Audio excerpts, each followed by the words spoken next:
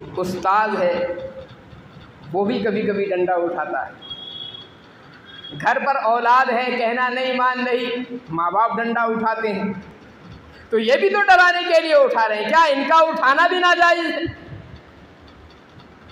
तो ये जो मसला है ये उस हदीस से मुस्तस्ना है।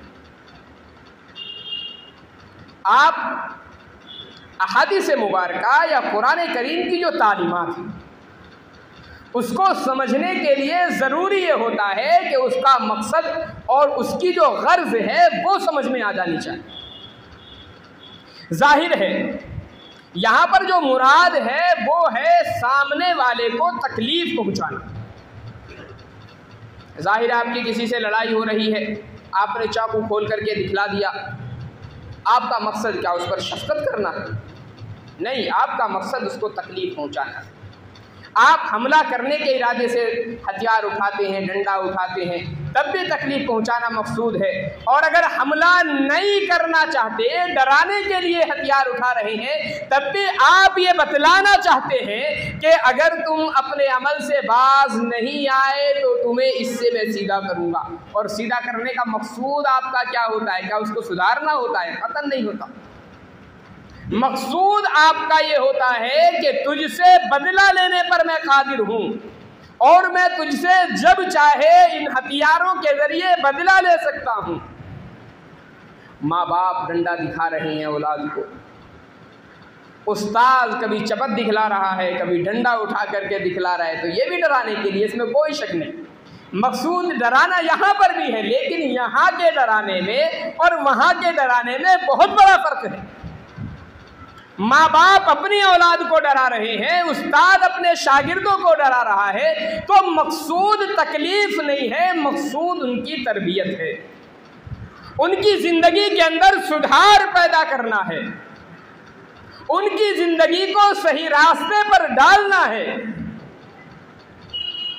मिसाल के तौर पर जैसे डॉक्टर हजरात हैं, इंसानी जिस्म का ऑपरेशन करते हैं, काट देते हैं जिस्म को जहाँ से चाहे। अब हम ये नहीं कह सकते तो बड़ा जालिम आदमी है, देखो ब्लेड लेकर के फला जगह से काट दिया इसने। नहीं, हम जानते हैं, देखने में जुल्म मालूम हो रहा है, देखने में मालूम हो रहा है कि मरीज को ये तकलीफ पहुंचा रहा है, लेकिन ये जो तकलीफ है ये चंद घंटों की तकलीफ पूरी ज़िंदगी की राहत।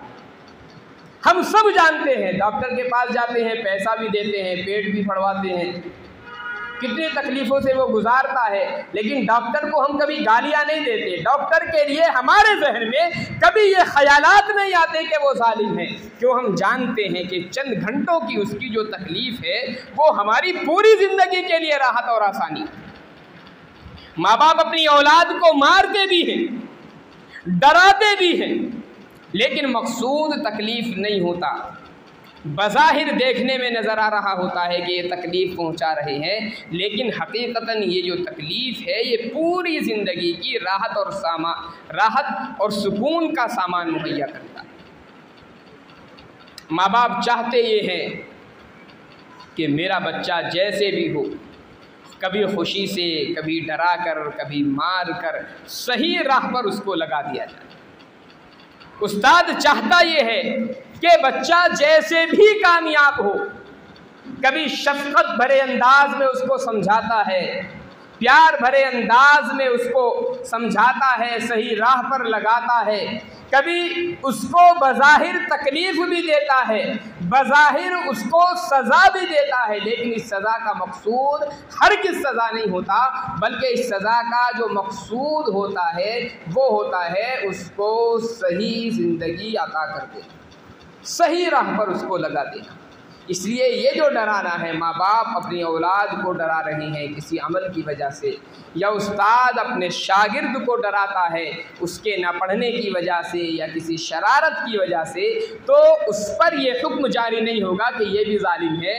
और आका अलैहिस्सलातु वस्सलाम की हदीस की रूह से, नबी अलैहिस्सलातु वस्सलाम की हदीस की रोशनी में, आका अलैहिस्सलातु वस्सलाम के फरमान के मुताबिक हम उसको इस्लाम से खारिज कर दें या उसको जालिम करार दे दें, ऐसा कतन नहीं।